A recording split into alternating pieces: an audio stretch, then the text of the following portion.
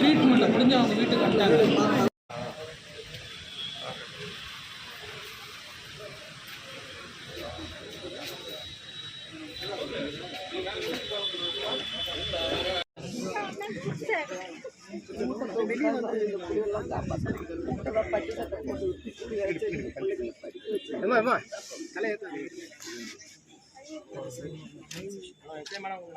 பெரியவாங்க பெரியவாங்க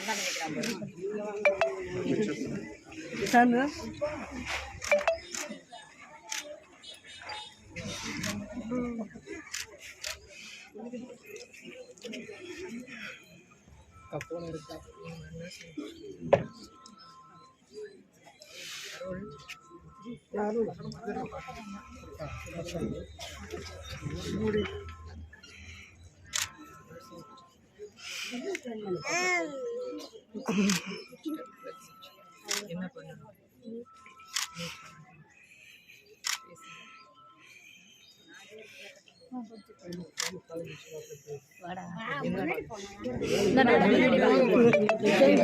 மைக்க செட்டரா போடுங்க.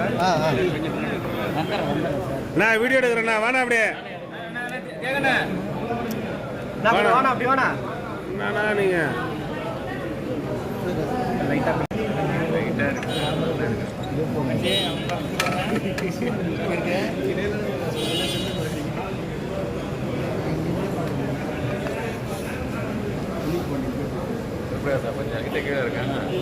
கொஞ்சம் சொல்லுவாங்க.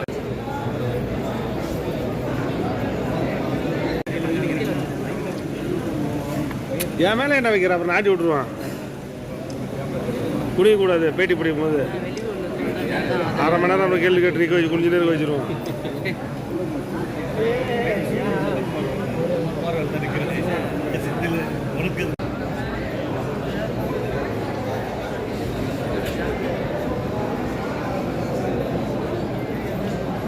சார் எப்படின்னாலும் வெளியில் வந்து கொடுக்க தான் போகிறாங்க. என்ன இல்லை என்ன பண்ணுறாங்கன்னு தெரியல.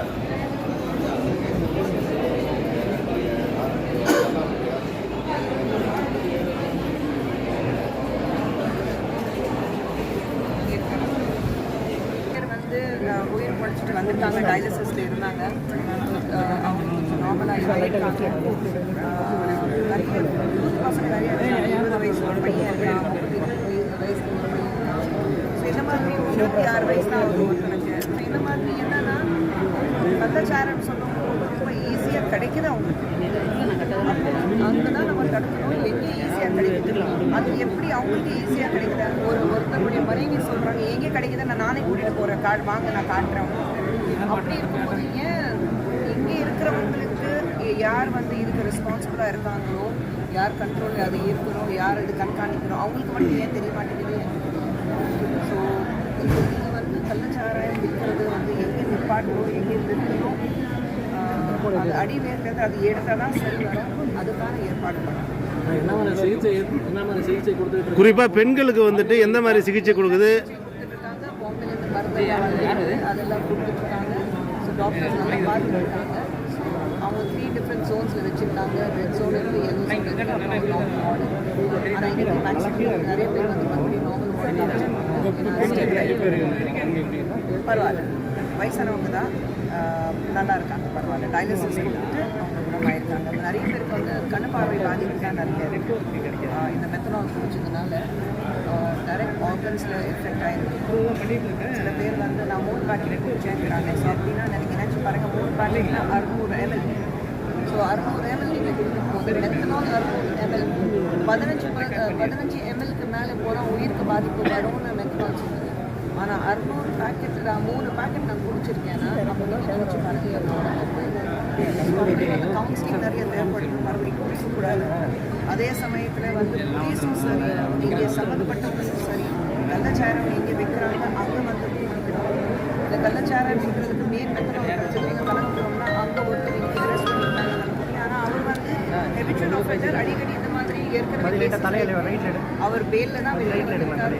மறுபடியும் இந்த மாதிரி வியாபாரம் பண்ணுறாருன்னா அந்த அளவுக்கு அவருக்கு இடம் கொடுத்து வச்சிருக்காங்க. மதி எங்கே வந்து அவர் பேல் கொடுக்காம அதுக்கு முன்னாடி நம்ம பார்த்தோம் எப்படி வந்து விழுப்புரத்தில் பிரச்சனைகள் வந்தது. அப்பவும் அவர் தான் சாராயம் எடுத்துருக்காங்க, இப்பவும் அவர் தான் சாராயம் எடுத்துருக்காரு. நான் ரெடி பண்ணலை, நான் வித்தவன்.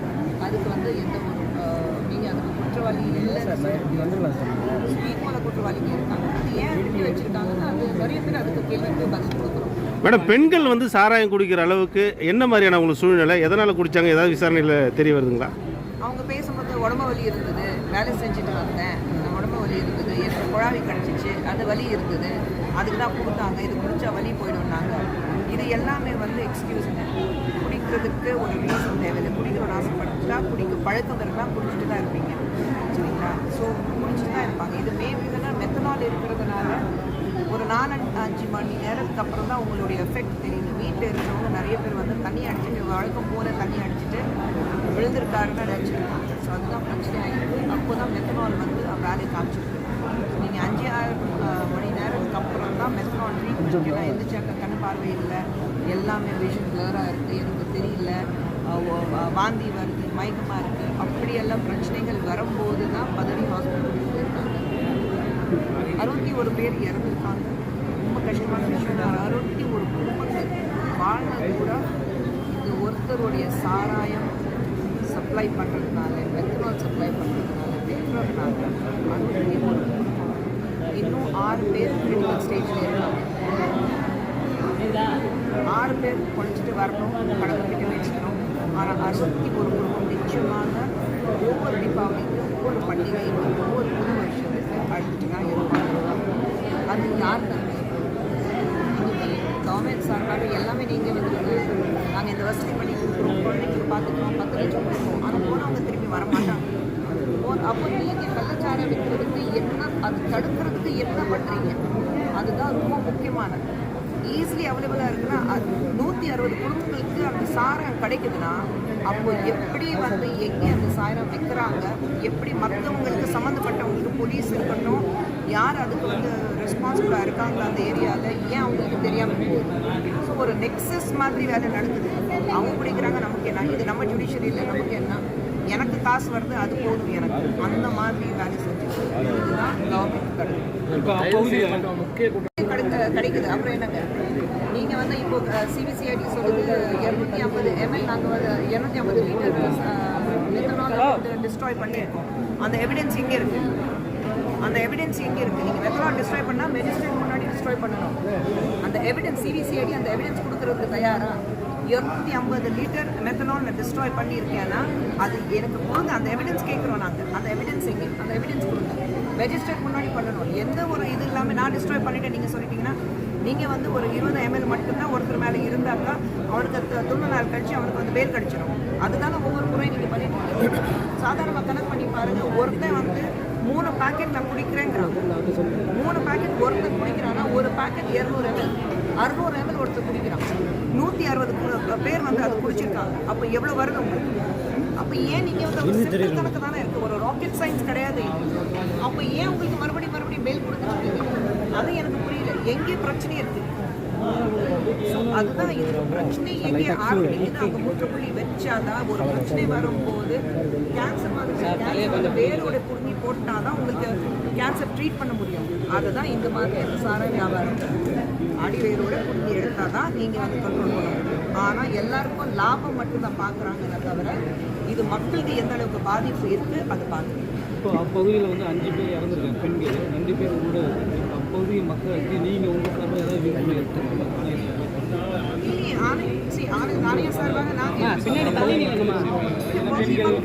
மேடம் அப்படி வேண்டாம். நீங்கள் வந்து குறிப்பாக வந்துட்டு இப்போ பெண்கள் வந்து கள்ளச்சாராயம் குடித்து, மது குடித்து, போதை பழக்கத்திற்கு பெண்கள் ஆண்கள் தயவு செஞ்சு இந்த மாதிரி பழக்கம் இருக்கும்போது பார்க்குறீங்க.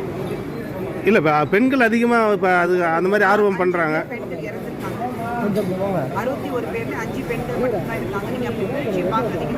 உயிர் தான். அது ஆண் இருந்தாலும் பெண் இருந்தாலும் குழந்தை இருந்தாலும் இளைஞர் இருந்தாலும், சரிங்களா? ஸோ ஒரு குடும்பம் பாதிக்கப்படுது.